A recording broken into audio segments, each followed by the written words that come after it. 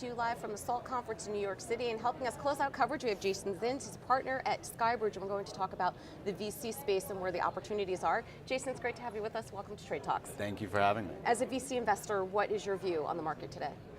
It's obviously an interesting time. We're going through a lot of external shocks as far as the economy is concerned, whether it's monetary policy or the debt ceiling. You have technological innovation like AI, which has the major disruptive power. So it's a time for both excitement and for caution. I think in hindsight, over the last couple of years, obviously, valuations got out of whack. And so you're seeing a reset there. But in the VC space, you have to be long-term oriented. And so there's a lot of exciting things to do, whether it's in fintech or health tech or other areas of the market today. Let's talk more about that, because with the valuation reset, which kind of needed to happen, it also creates opportunity, and especially the opportunity to build newer businesses. So what sectors do you think offers that opportunity? So I think it's often these shocks that force disruption and innovation. You saw it in the pandemic when we first really started getting active in VC investing.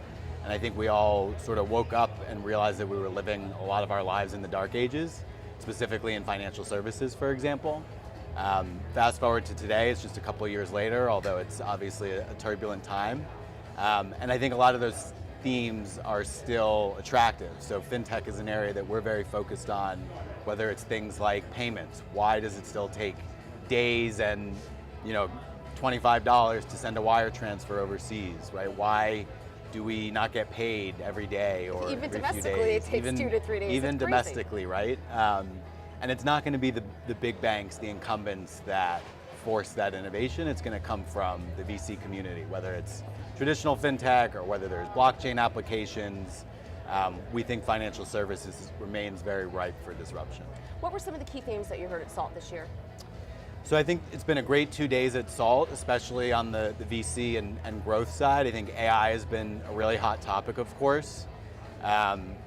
And it has the power to be disruptive in every part of our lives. And I think it also has the potential to create a lot of exciting investment opportunities. And there's a number of different ways to look at investing in AI. I think you have sort of the hardware and the cloud computing. So you have NVIDIA making the chips. You have Microsoft and Google for the cloud computing. You then have really the foundational layer, the open source models. OpenAI has obviously come to the forefront.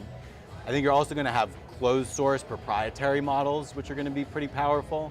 And then you have these applications that are going to be built on top of it. And I think the open source models like OpenAI have gotten all the attention and all the money. But I think there's less certainty there about who's going to be the winner, right?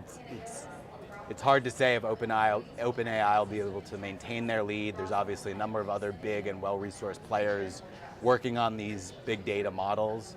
And I think there's a scenario where years from now, ultimately that foundational layer looks more like a utility, where they're taking tolls, and it's the applications, the consumer and the enterprise applications built on top of it that really drive the most value creation. And so it's a fascinating time. I think things are going to move much more quickly than people expect, but it's going to be fascinating to watch. I'm glad you brought that up, because it feels like we're in hyper peak Yes. mode, right?